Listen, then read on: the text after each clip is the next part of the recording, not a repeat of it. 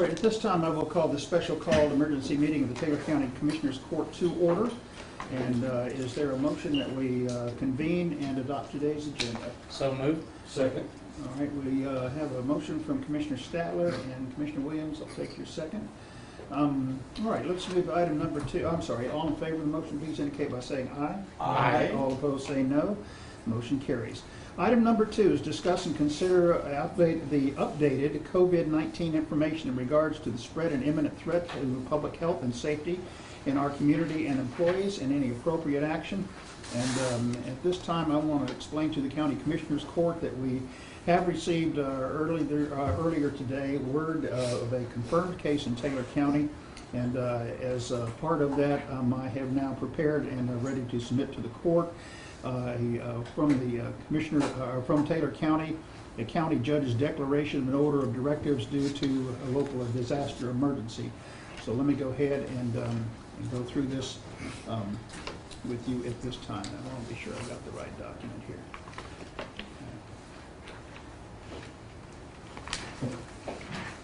I'm sorry, we're in the process of doing all this. Okay, all right, thank you. All right, this is a county judge declaration of local emergency disaster due to public health emergency, and let me go ahead and read this to you.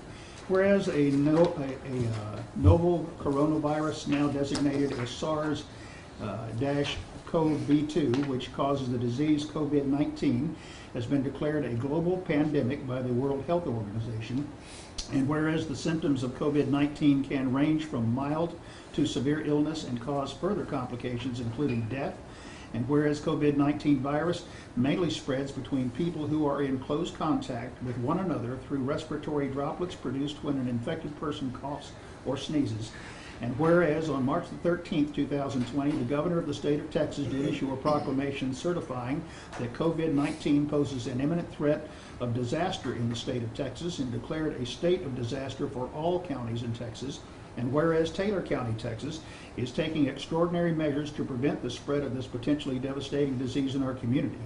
And whereas the said state of disaster does require that certain emergency protective measures be taken pursuant to the Texas Disaster Act of 1975 relating to emergency management and public health, pursuant to Chapter 418 of the Texas Government Code, now therefore be it proclaimed by the County Judge of Taylor County the following.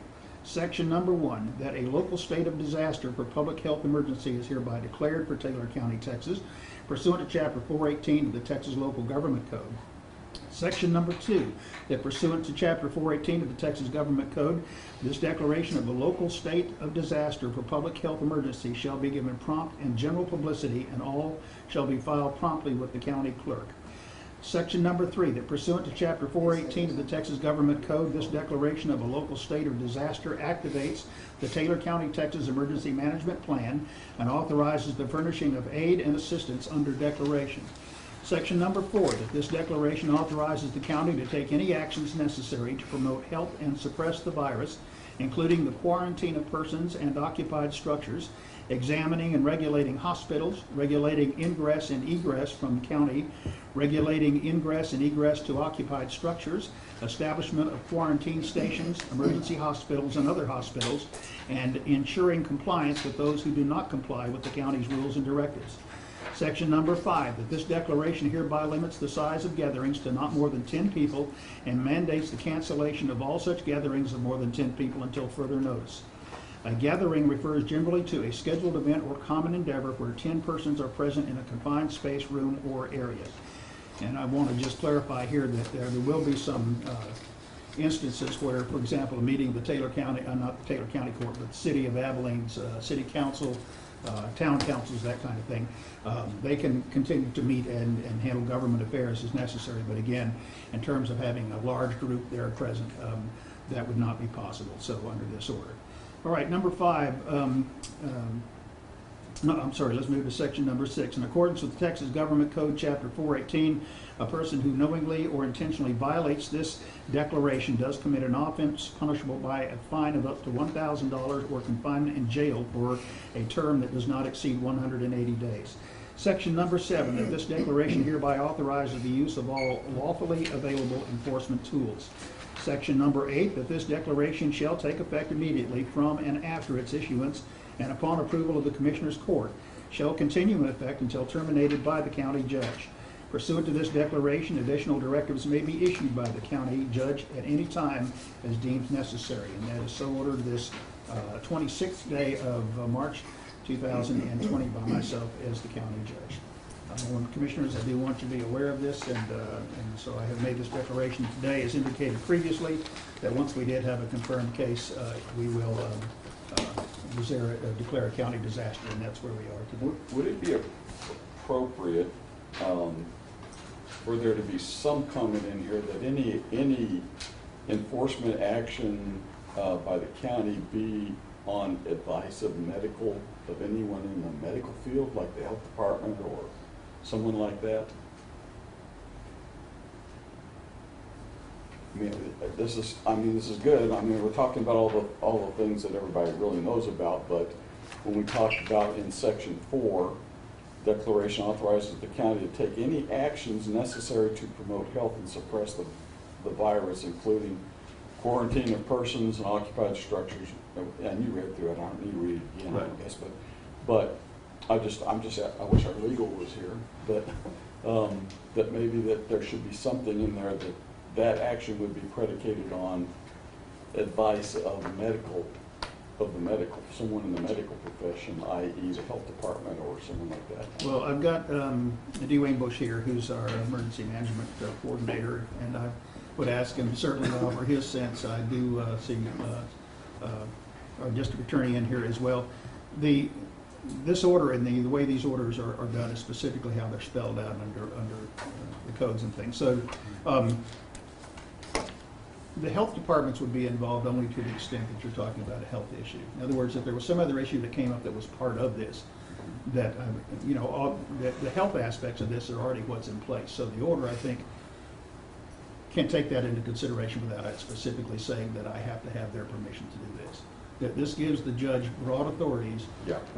which is allowed under the law and under the government code. Yeah, and certainly I'm not questioning No. the authority I issue. understand. I'm just saying, what are we predicating our move on? And maybe it's understood or presumed that has happened already and that we wouldn't be doing anything. I just didn't know if it should be spelled out in this, that's all. Beware of the fact that we don't want to presume or assume. Right. We need to have some direction. That's what I'm asking. Yes. As the judge has been in close contact with the city of Abilene and the mayor, this is our initial disaster declaration. Following this initial disaster declaration, the Commissioners Court will be presented with, by the county judge's office and all people that inform our judge what's going on. He will issue then order of directives, and those order of directives can be used to spell out individual things that happen within the county. That would be the next document that I would foresee coming from this court, but at this point in time, this is just the broad order of broad declaration of disaster that starts the process as we move towards directive. And I may be getting a little bit ahead of it, because that is the next document I'm assuming you're going to go over. But as I read through that document, I don't see that language either. Yes, and that document is already out of date, and I think that's why we're not going to discuss that document. Excuse me, that was the impression that I got, that y'all Yes, were sir. not going to Yes, discuss sir. that. Yes, sir. There's this thing is developing by the minute, and so as we draft this document, go through it, we are continuing to try to work our Yeah. way through some of these issues. So this is not ready to present today, and that's the reason Sure. why I just think it needs to be very clear that we as commissioners are not enforcing something without some medical, something backing us up. Randy, So- because wearing my other hat, I've read probably 30 of these from different counties in this situation, and the county judge has the autonomy to issue this declaration on his own without approval of the Commissioners Court. Yeah, and as I said earlier, I'm not questioning that authority. I just want to make sure that as a court, we're not doing something we've not spelled out that we have Well, quarantine would come from a medical person in the first place, because you and I don't have the medical training to isolate and quarantine someone, so that would be based on information that came from medical staff. I mean, that's pretty much an inference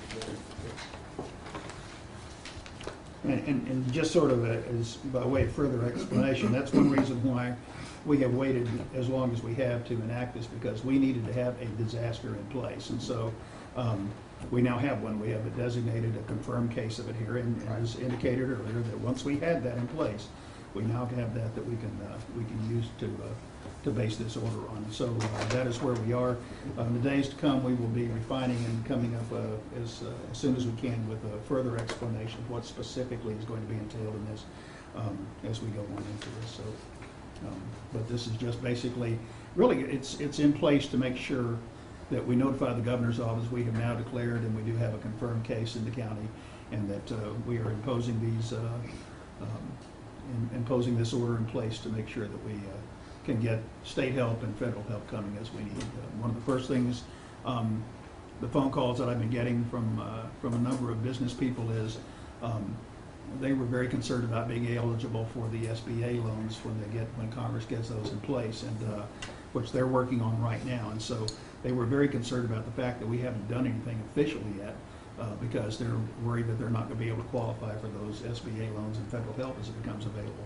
So this was one of the things that sort of was going on in the background. And just by way of commissioners, I'm sure you already know, and just I think for anybody else who's particularly interested, this is not new stuff. This is, we've been working on this and aware of it and watching what the other counties are doing, and I would just tell you that we're watching this move across the state, and it's here now. So we have a confirmed case, although there may be a possibility there were some other cases already here, and we're just finding out about them now because the test results are coming in, and that's been the big bottleneck, is getting those test results. So, Judge Bowles, but I think this is a problem. as you and I discussed, we've both been contacted by a number of business people who had already attempted to submit the application for the small business loan, but because Taylor County at that point had not issued a disaster declaration, those were not approved. Now, for those individuals that have submitted that request, since our disaster declaration signed by the county judge is now in place, those businesses can go back and resubmit those bid applications.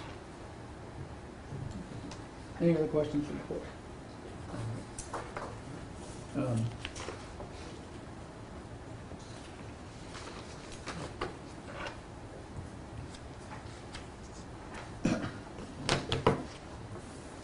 Do we need official action by the court, Mr. Bevel? I think I'm just have to basically declare it. I wanted the commissioners to be here when I did so, in case they have any questions. Okay. All right, thank you. All right, being nothing further, is a motion we adjourn? So moved. Is there a second? Second. Okay, Do we need to open for any questions for anybody that might be I here? don't think this is a public hearing. I think this is a declaration by the judge. Okay. Right. Moved and seconded. Okay, we do have a motion second. Any further questions? Hearing none, all in favor say aye. Aye. I'm sorry. So you don't need any permission. Okay. We're now adjourned. Okay. He moved. He seconded. He moved, I seconded, and we all were in favor. Okay, we're now adjourned. He moved, you seconded, he wavered.